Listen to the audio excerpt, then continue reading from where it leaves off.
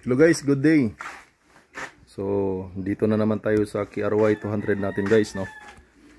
So ngayon guys, kararating ko lang kasi bumili ako ng fuel cock. Actually, okay pa naman yung fuel cock natin. No, pero nung nakaraan, pumunta ako sa isang Chinese store, no.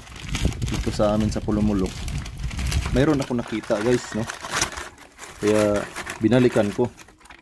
Ito yung nakita ko guys, oh. Yan.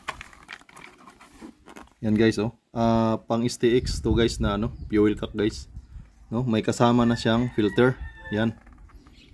So ngayon, ang ginawa ko, binalikan ko doon, dinala ko yung original mismo ng KRY natin, oh.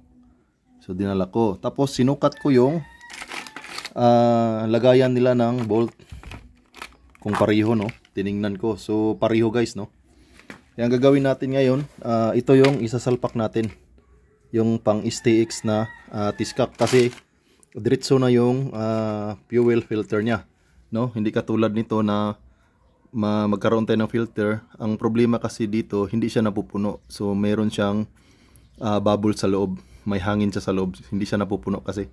Yun yung pinoproblema ko kasi minsan may tendency na parang nagsushort siya guys, no. Parang hindi nakakaakyat yung gasolina, no. Hindi siya suporta doon sa carb natin, no. So ito guys, ikakabit na natin dito yung pang STX na fuel cock. So ito guys, no, pang STX to na fuel cock. So yan guys yung presyo.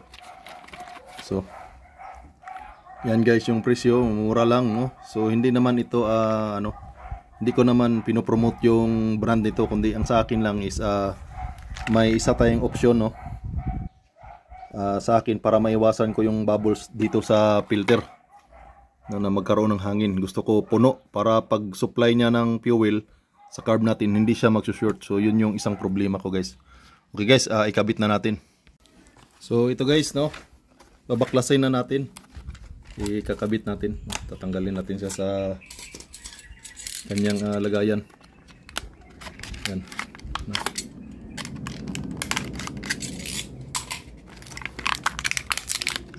Tanggalin natin siya guys. So, natanggal pa yung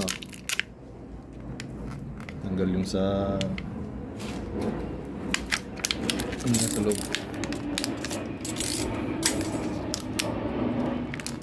Yung strainer ng filter, no guys, no. So ikakabit natin siya.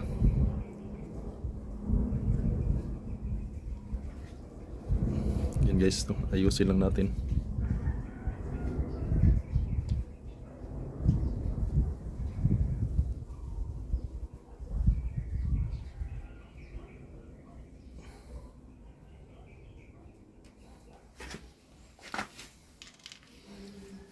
So ito na guys, kakabit natin. Ito yung sa original ng KRY natin, no. Yan, naka-double yung rubber niya. So ayan guys, sukat na sukat talaga, no, yung butas.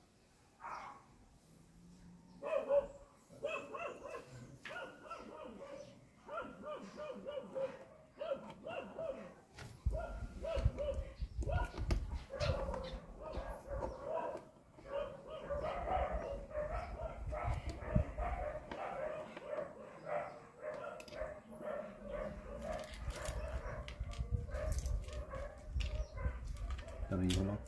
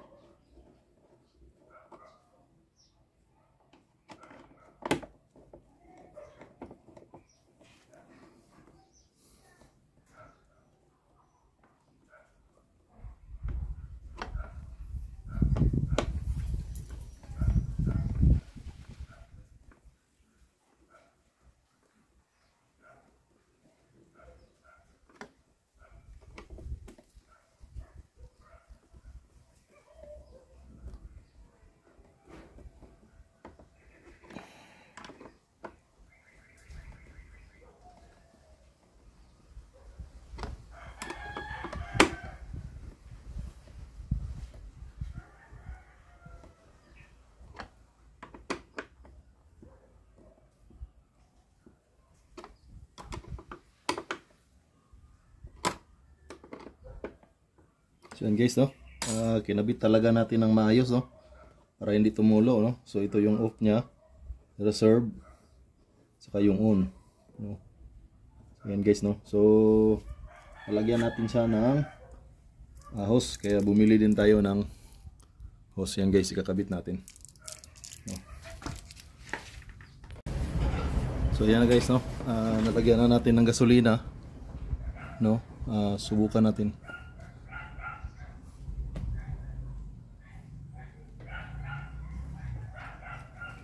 Parang hindi yata inabot guys, ah.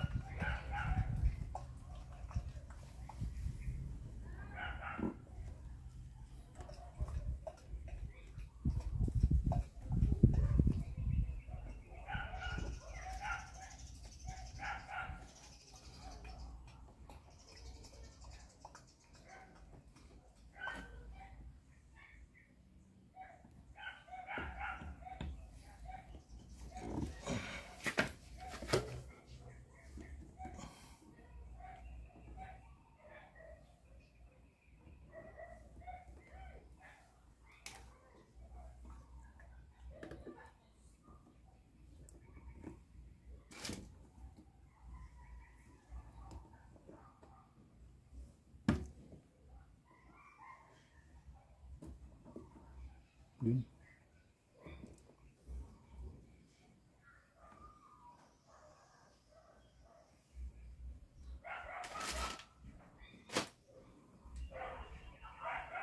Yun guys, no? So pag umandar siya, mamaya sigurado na yun na papasok yung gasolina. Andarin natin.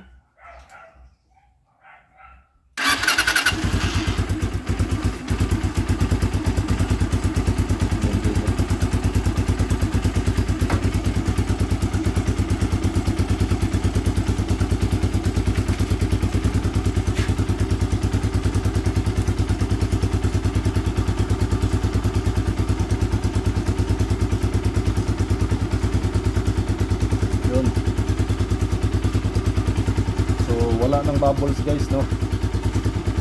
Wala tayong nakitang bubbles. Yun guys, no? Wala nang bubbles, oh.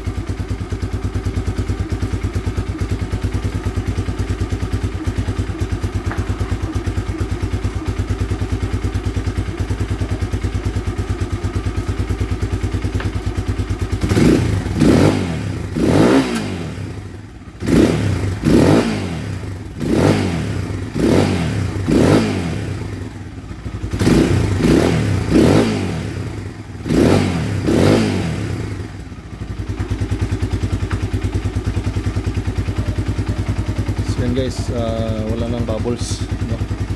So yung pundo dito na ano, na dating filter niya, kasi nagkakaroon ng ano yun, bubble sa loob dahil hindi siya napupuno, no? Kaya minsan nasushort yung bigay ng fuel dahil dun sa level ng filter. So ito guys, mas maganda kasi yan, diretso na yung filter sa baba, ito na yung labasan nya. So yan guys, yan lang yung i-share ko muna sa inyo ngayon, no? Nagpalit ako ng filter dahil yun nga, palaging nasushort sa gasolina yung carb ko. So mahina yung supply dahil nababakante yung filter ko, kakaroon ng bubble sa loob. So yan guys, maraming salamat. Sana may natutunan na naman tayo. Maraming salamat. At saka share nyo naman sa iba guys, no?